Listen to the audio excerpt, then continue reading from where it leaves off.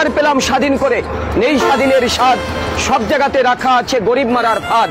ধনীরা সব ধনী হবে, গরিব হবে শেষ, স্বাধীন করে পেলাম বুঝি এমন একটা দেশ।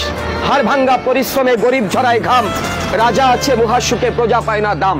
ভাবতে গেলে অবাক লাগে হায়রে স্বাধীনতা, এমন স্বাধীন পেলাম আমরা কেউ শোনে না কথা।